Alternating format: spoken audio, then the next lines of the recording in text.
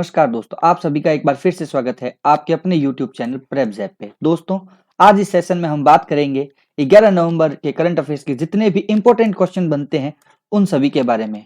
अगर आपने अभी तक हमारी एप्लीकेशन डाउनलोड नहीं की है तो आप जल्दी से जल्दी हमारी एप्लीकेशन गूगल प्ले स्टोर पर प्रेब्स ऐप सर्च करके डाउनलोड कीजिए, क्योंकि हमने हमारी एप्लीकेशन पर करंट अफेयर्स के नवंबर के अभी तक के प्रश्नों का एक मेगा टेस्ट वो भी एकदम फ्री अपलोड किया है, जिसे आप दे सकते हैं। तो चलिए शुरू करते हैं बिना वक्त गवाए आज का वीडियो। पहला सवाल, कुलदीप नायर पत्रकारिता पुरस्कार 2022 से किसे सम्मानित किया जाएगा? आरफा खानम शेरवानी, अजीत अंजुम, इन दोनों को, और आप ही बताओ।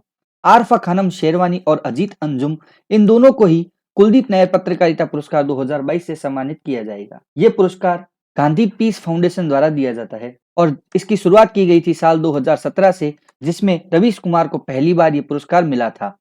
अगर हम बात करें आरफा खानम शेरवानी की, तो ये एक बहुत ही चर्चित न्यूज चैनल द वायर के वरिष्ठ संपादक हैं, और अजीत अंजुम जो कि एक स्वतंत्र पत्रकार और यूट्यूबर है। अगला सवाल, 2023 में महिला विश्व मुक्केबाजी चैंपियनशिप की मेजबानी कौन सा देश करेगा? तो दोस्तों, 2023 में होने वाली महिला विश्व मुक्केबाजी चैंपियनशिप की मेजबानी इस भारत करेगा। हालांकि पुरुष वर्ग की भी भारत करने वाला था, लेकिन जो एक मिनिमम फीस होती है जमा करवानी पड़ती है वो बॉक्सिंग एसोसिएशन को, वो भारत ने जमा नहीं करवाई थी। इस वजह से पुरुष चैंपियनशिप भारत में नहीं होगी, लेकिन महिला चैंपियनशिप भारत में होने वाली है 2023 में। ये चैंपियनशिप पहले भी भारत में 2 बार हो चुकी है, 2016 और 2018 में। दोनों बार नई दिल्ली में ये चैंपियनशिप हुई थी। इस बार भी वहीं होने की संभावना है। वहां पे एक स्टेडियम है, जवाहर नेहरू स्टेडियम, उसी स्टेडियम में इस बार फिर से चैंपियनशिप होने की पूरी संभावना है। पुरुष चैंपियनशिप की तो वो कहाँ पे होगी? वो होगी ताशकंद में। अगला सवाल, मैरीलैंड में एलजी कौन बनी है? तो दोस्तों, अमेरिका में हाल ही में चुनाव संपन्न हुए हैं, उसमें मैरीलैंड एक स्थान का नाम है, और वहां पे जो एलजी का चुनाव यानी कि लेफ्टिनेंट गवर्नर का चुनाव जीता है हमारी अरुणा मिलर भुआ जी ने। ये जो अरुणा मिलर जी है, ये भारतीय मूल की निवासी है, जिनका जन्म आंध्र प्रदेश में हुआ था। ये जो एलजी का पद है, ये कोई छोटा मोटा पद नहीं है। गवर्नर के बाद में जो एलजी होता है यानी कि लेफ्टिनेंट गवर्नर होता है, वही सबसे बड़ा अधिकारी होता है। अगला सवाल, राष्ट्रीय शिक्षा दिवस कब मनाया जाता है? तो दोस्तों, हर साल 11 नवंबर को मनाया जाता है राष्ट्रीय शिक्षा दिवस। किसकी जयंती पर मनाया जाता है? ये मनाया जाता है जो हमारे भारत के पहले शिक्षा मंत्री थे, जिनका नाम था मौलाना अब्दुल कलाम आजाद। उनकी जयंती को ये शिक्षा दिवस मनाया जाता है। दोस्तों, ये जो अब्दुल कलाम आजाद जी थे, इन्हें 1992 में भारत रत्न पुरस्कार से भी सम्मानित किया गया था।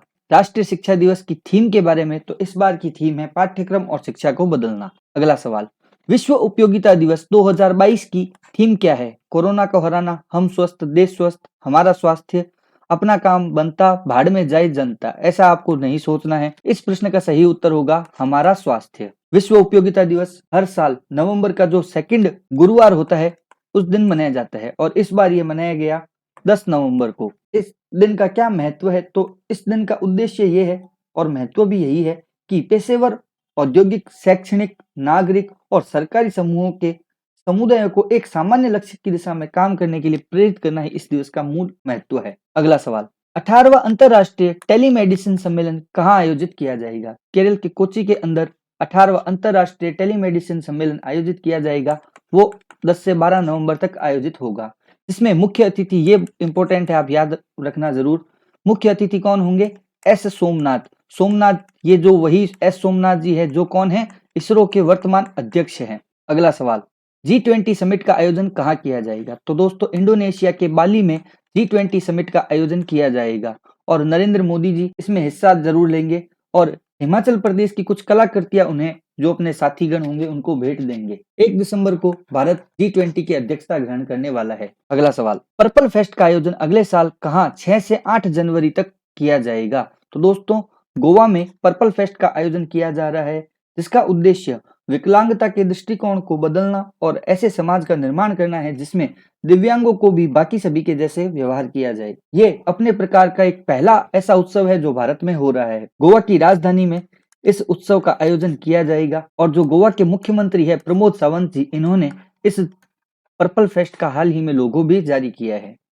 अगला सवाल, खेलो इंडिया यूनिवर्सिटी गेम्स 2023 की मेजबानी कौन सा राज्य करेगा? तो दोस्तों, हाल ही में घोषणा हुई है कि तीसरा खेलो इंडिया यूनिवर्सिटी गेम की जो मेजबानी है वो उत्तर प्रदेश के द्वारा की जाएगी। उत्तर प्रदेश के 4 शहर है जो इसकी मेजबानी करेंगे, जिसमें मुख्य नाम आता है लखनऊ, उसके बाद में आता है गोरखपुर, उसके बाद में वाराणसी और उसके बाद में है नोएडा। इन 4 शहरों में खेलो इंडिया यूनिवर्सिटी गेम्स का आयोजन किया जाएगा। खेलो इंडिया यूनिवर्सिटी गेम्स की पहली बार मेजबानी मिली है ये उत्तर प्रदेश को। इससे पहले अगर हम बात करें तो सबसे पहला खेलो इंडिया गेम हुआ था वो हुआ था ओडिशा में, और जो सेकंड खेलो इंडिया गेम हुआ था वो हुआ था कर्नाटक में। अगला सवाल, फोर्ब्स की टॉप 20 एशियाई महिला उद्यमों की सूची में निम्न में से किसने स्थान हासिल किया है? सोमा मंडल, नमिता थापर, गजल अलग और इन तीनों ने। तो दोस्तों इन तीनों ने ही एशिया की टॉप 20 एशियाई महिला उद्यमियों की सूची में अपना स्थान हासिल किया है। सोमा मंडल बहुत ही इंपॉर्टेंट नाम है, इनको जरूर याद रखना। ये स्टील अथॉरिटी इंडिया लिमिटेड की पहली महिला अध्यक्ष हैं। नमिता थापर जो एम क्योर की सीईओ हैं, और गजल अलग जो मामा अर्थ की सीईओ हैं। अगला सवाल, क्यूएस एशिया रैंकिंग के अनुसार भारत का शीर्ष विश्वविद्यालय कौन सा है? तो दोस्तों हाल ही में क्यूएस एशिया रैंकिंग 2023 की यूनिवर्सिटी रैंकिंग आ गई है, और उसमें भारत का जो शीर्ष विश्वविद्यालय बना है वो है आईआईटी बॉम्बे। आईआईटी बॉम्बे ने इस लिस्ट में 40वां स्थान हासिल किया है, और इसी के साथ ये भारत का शीर्ष विश्वविद्यालय बना है। अगर हम बात करें आईआईटी दिल्ली, तो इसने 46वां स्थान हासिल किया है, और आईआईएससी बेंगलोर ने इस लिस्ट में 52वां स्थान हासिल किया है। टॉप 200 में भारत के 19 विश्वविद्यालय शामिल है। ये क्यूएस है क्या? तो क्यूएस का पूरा नाम है क्वाकवेरली साइमंड्स, जो कि एक अंतरराष्ट्रीय रैंकिंग एजेंसी है जो हर साल यूनिवर्सिटी रैंकिंग जारी करता है। इस रैंकिंग में टॉप पर कौन रहा? तो टॉप पर रही चीन की पेकिंग यूनिवर्सिटी। ये भी याद रखना, पूछ सकता है। अगला सवाल, एडिडास के नए सीईओ कौन बने हैं? तो दोस्तों हाल ही में बियॉर्न गुल्डन को एडिडास का नया सीईओ बनाया गया है। ये कैस्पर रोस्टेड की जगह लेंगे, और ये जो बियॉर्न गुल्डन है ये पहले पूमा के सीईओ थे, जो कि एडिडास को एक टक्कर देने वाली कंपनी है। अगला सवाल, भारत के पहले प्राइवेट रॉकेट का क्या नाम है? दोस्तों बहुत ही ज्यादा इंपॉर्टेंट क्वेश्चन है, परीक्षा में एकदम आने लायक प्रश्न है। तो दोस्तों हाल ही में भारतीय जो स्पेस क्षेत्र है उसमें अब प्राइवेट कंपनियां भी अपनी हाथ आजमा रही है, जिसमें बहुत ही बड़ा नाम है और सबसे पहला नाम आता है स्काई रूट का। तो स्काई रूट के द्वारा एक रॉकेट लॉन्च किया जा रहा है जिसका नाम है विक्रम S1, और ये इन्होंने नाम रखा है इसरो के संस्थापक विक्रम साराभाई के नाम पर। ये स्काई रूट का पहला मिशन है, और इसने अपने मिशन का नाम क्या रखा है ये भी आप याद जरूर रखना। प्रारंभ इसने अपने मिशन का नाम रखा है स्काई रूट की। अगर बात करें तो इसकी स्थापना हुई थी 12 जून 2018 को। कब हुई? 12 जून 2018 को। इसके जो सीईओ और जो संस्थापक है वो कौन है? पवन कुमार चांदना। और जो इसका हेडक्वार्टर है वो कहाँ पे स्थित है? हैदराबाद में। इसरो के बारे में भी आप जो डिटेल बताता हूँ वो जरूर याद रखना, कभी भी किसी से भी पूछ सकता है, किसी भी एग्जाम में भी। तो इसरो की स्थापना हुई थी 15 अगस्त 1969 को। इसके वर्तमान अध्यक्ष हैं वो कौन है? सोमनाथ, जैसा कि मैंने अभी पिछले प्रश्न में बताया था। अगला सवाल, 22वें विधि आयोग का अध्यक्ष किसे बनाया गया है? दोस्तों ये भी बहुत ही ज्यादा इंपॉर्टेंट क्वेश्चन है, और ये प्रश्न आपको जरूर किसी ना किसी एग्जाम में देखने को मिलेगा, चाहे वो आपका स्टेट पीसीएस का एग्जाम हो, चाहे वो एसएससी का एग्जाम हो, चाहे वो बैंक का एग्जाम हो, या फिर किसी रेलवे का एग्जाम हो। 22वें विधि आयोग का अध्यक्ष बनाया गया है ऋतुराज अवस्थी को। ऋतुराज अवस्थी जी कर्नाटक के पूर्व हाईकोर्ट जज रह चुके हैं। विधि आयोग की अगर बात करें तो 4 साल से ये जो पद है वो रिक्त था। 21वें विधि आयोग के अध्यक्ष कौन थे? तो बलबीर सिंह चौहान जी थे, वो 21वें विधि आयोग के अध्यक्ष थे। 1955 में पहली बार विधि आयोग का गठन किया गया, और जो भारत के पहले विधि आयोग के अध्यक्ष थे उनका नाम क्या था? MC सीतलवाड़। दोस्तों ये वही MC सीतलवाड़ जी है जो भारत के पहले महान्यायवादी भी थे, इसलिए ये बहुत ही इंपॉर्टेंट हो जाते हैं। अगला सवाल, जीव विज्ञान के लिए भारत का पहला राष्ट्रीय भंडार का उद्घाटन कहाँ किया गया? तो दोस्तों हरियाणा के फरीदाबाद में जीव विज्ञान यानी कि बायोलॉजिकल के लिए पहला राष्ट्रीय भंडार का उद्घाटन किया गया। साथ ही भारतीय जैविक डेटा केंद्र भी यहाँ पे लॉन्च किया गया, और ये लॉन्च करने का कार्य किया हमारे जो केंद्रीय मंत्री है जितेंद्र सिंह जी, इन्होंने भंडार की। तो जो इसकी क्षमता है वो याद रख लेना, वो है 4 पेटाबाइट। कितनी है? 4 पेटाबाइट इसकी क्षमता है। अगला सवाल, मत्स्य पालन के क्षेत्र में इंडिया एग्री बिजनेस अवार्ड 2022 किसे प्रदान किया गया?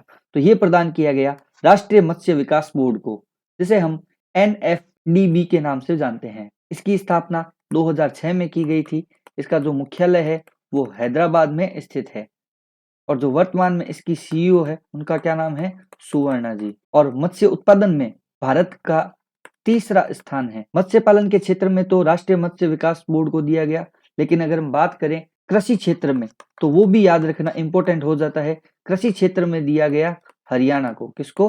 हरियाणा को ये अवार्ड कृषि क्षेत्र में दिया गया, यही इंडिया एग्री बिजनेस अवार्ड।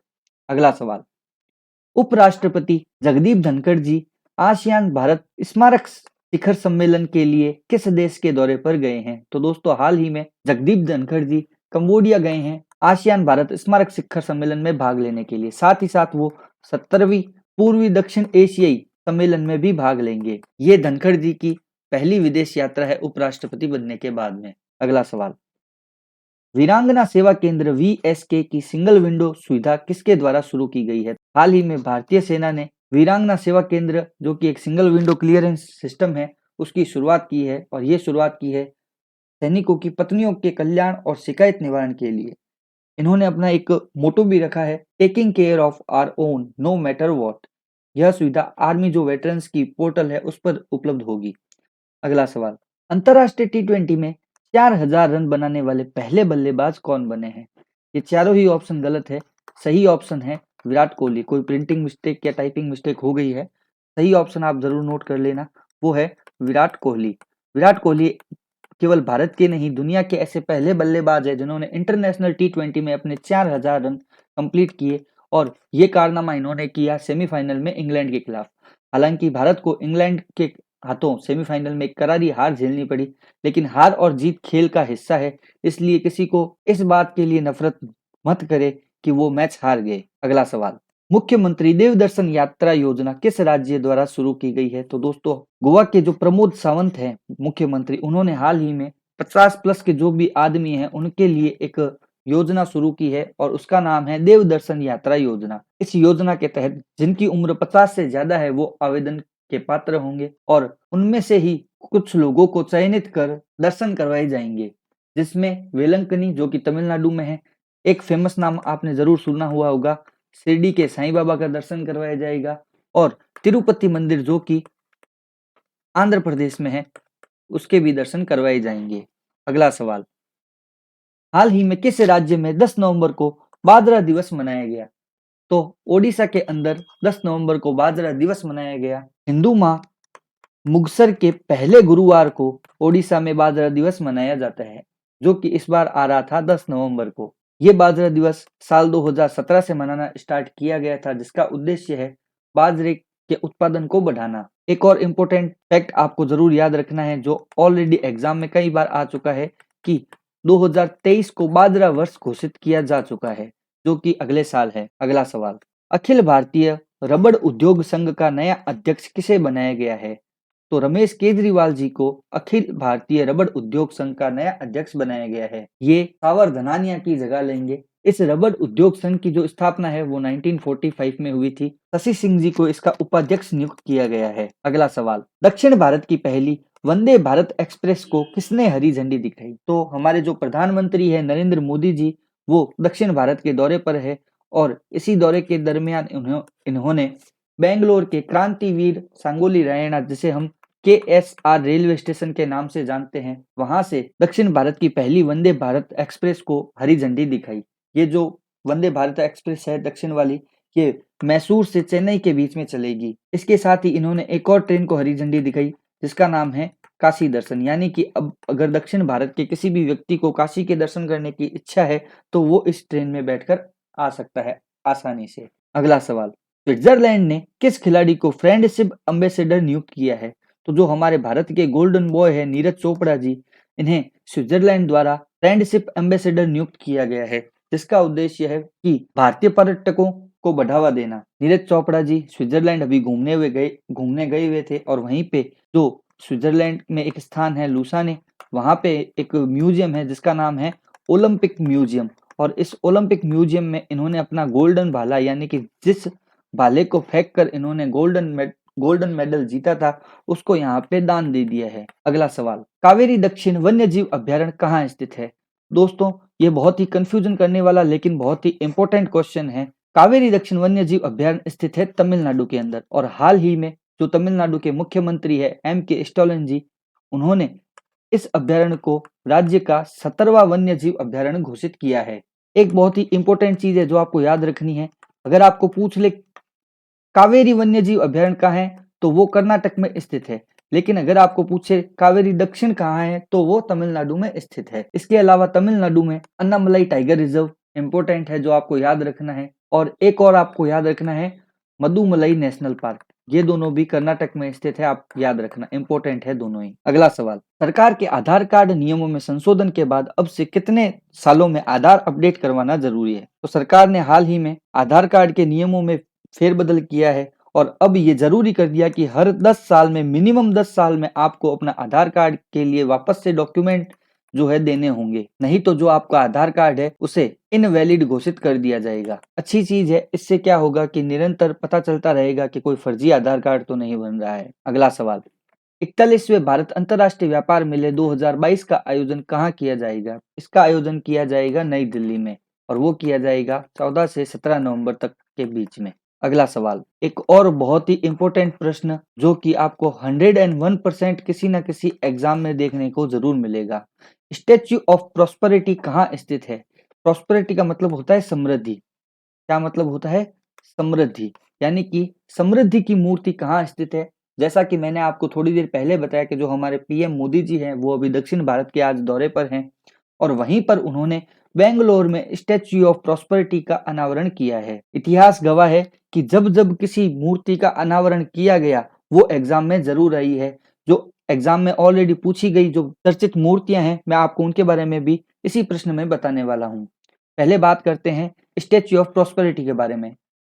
ये बेंगलुरु में स्थित है और ये है किसकी? ये है केम्पगौड़ा नाद प्रभु जी की, जिन्हें बेंगलुरु का संस्थापक माना जाता है।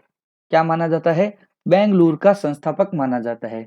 ये मूर्ति 108 फीट ऊंची है। इसका जो उद्घाटन है वो हमारे मोदी जी ने किया है। इस मूर्ति के नाम एक खास रिकॉर्ड और बना है, और वो क्या है कि किसी शहर के संस्थापक की यह पहली और सबसे ऊंची कांस्य की प्रतिमा है। इसके अलावा अगर हम देखते हैं और जो इम्पोर्टेंट स्टेच्यूज हैं जो अभी तक एग्जाम में पूछी गई हैं या पूछी जा सकती हैं उनके बारे में, तो सबसे पहले आती है स्टैच्यू ऑफ यूनिटी।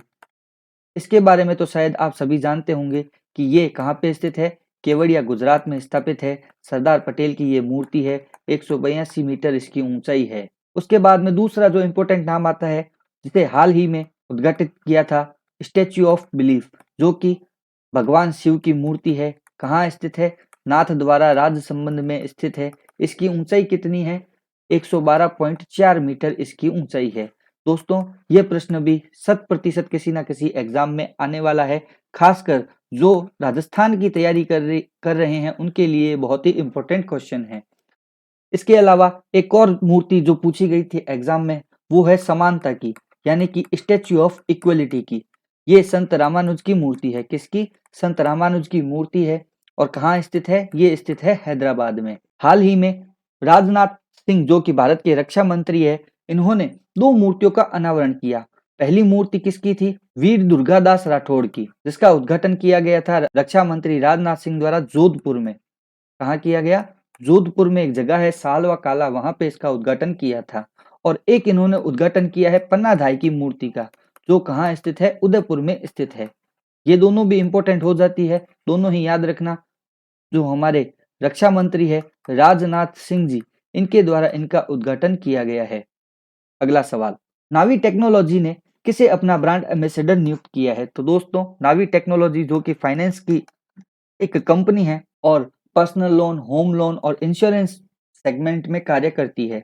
इसने MS धोनी यानी कि भारत के पूर्व कप्तान महेंद्र सिंह धोनी को अपना ब्रांड एम्बेसडर नियुक्त किया है। आई होप आप सभी को आज का सेशन बहुत अच्छा लगा होगा। आज के सेशन की खास बात ये रही कि इस सेशन में बहुत सारे प्रश्न ऐसे आए हैं जिनसे रिलेटेड प्रश्न पिछली कुछ परीक्षाओं में पूछे जा चुके हैं, तो उस हिसाब से ये सेशन बहुत ही इंपॉर्टेंट हो जाता है। अगर किसी ने भी अभी तक हमारी एप्लीकेशन डाउनलोड नहीं की है तो उन सभी से रिक्वेस्ट है कि आप हमारी एप्लीकेशन डाउनलोड कर लीजिए। एप्लीकेशन पर एक free mega test current affairs का अपलोड कर दिया गया है, जिसे आप कभी भी कहीं भी दे सकते हैं। उसकी लिंक आपको इस डिस्क्रिप्शन बॉक्स में मिल जाएगी। अगर अभी तक आपने हमारा यूट्यूब चैनल सब्सक्राइब नहीं किया है तो आप सभी से विनती है कि आप हमारा यूट्यूब चैनल सब्सक्राइब करें और साथ ही साथ बेल आइकन पर भी क्लिक करना ना भूलें, जिससे आपको आगे आने वाले सभी वीडियोस के बारे में नोटिफिकेशन मिलती रहे। चलिए मिलते हैं हम अगले वीडियो में। जय हिंद, जय भारत।